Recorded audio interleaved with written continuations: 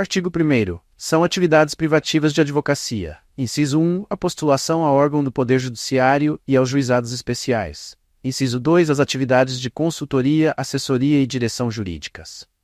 Parágrafo 1º. Não se inclui na atividade privativa de advocacia a impetração de habeas corpus em qualquer instância ou tribunal. Parágrafo 2º. Os atos e contratos constitutivos de pessoas jurídicas, sob pena de nulidade, só podem ser admitidos a registro nos órgãos competentes quando visados por advogados. Parágrafo 3º. É vedada a divulgação de advocacia em conjunto com outra atividade. Artigo 2º. O advogado é indispensável à administração da justiça. Parágrafo 1º. No seu ministério privado, o advogado presta serviço público e exerce função social.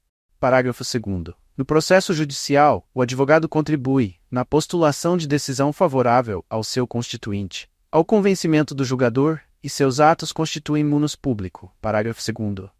No processo administrativo, o advogado contribui com a postulação de decisão favorável ao seu constituinte, e os seus atos constituem munus público. Parágrafo 3º.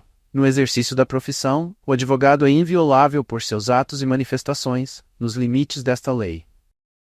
Artigo 2º-A. O advogado pode contribuir com o processo legislativo e com a elaboração de normas jurídicas, no âmbito dos poderes da República.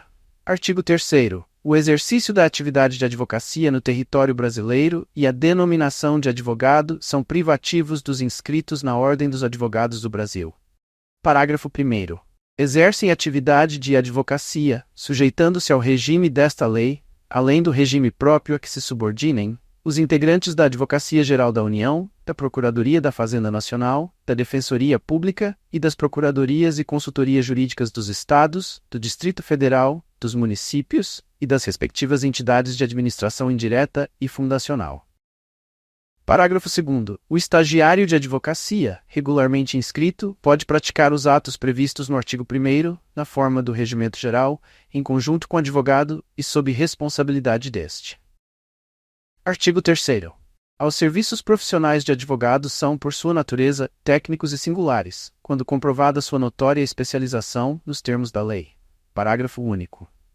Considera-se notória especialização o profissional ou a sociedade de advogados cujo conceito no campo de sua especialidade, decorrente de desempenho anterior, estudos, experiências, publicações, organização, aparelhamento, equipe técnica ou de outros requisitos relacionados com suas atividades, permita inferir que o seu trabalho é essencial e, indiscutivelmente, o mais adequado à plena satisfação do objeto do contrato. Artigo 4º. São nulos os atos privativos de advogado praticados por pessoa não inscrita na OAB, sem prejuízo das sanções civis, penais e administrativas. Parágrafo único. São também nulos os atos praticados por advogado impedido, no âmbito do impedimento, suspenso, licenciado ou que passar a exercer atividade incompatível com a advocacia. Artigo 5º. O advogado postula, em juízo ou fora dele, fazendo prova do mandato. Parágrafo 1º.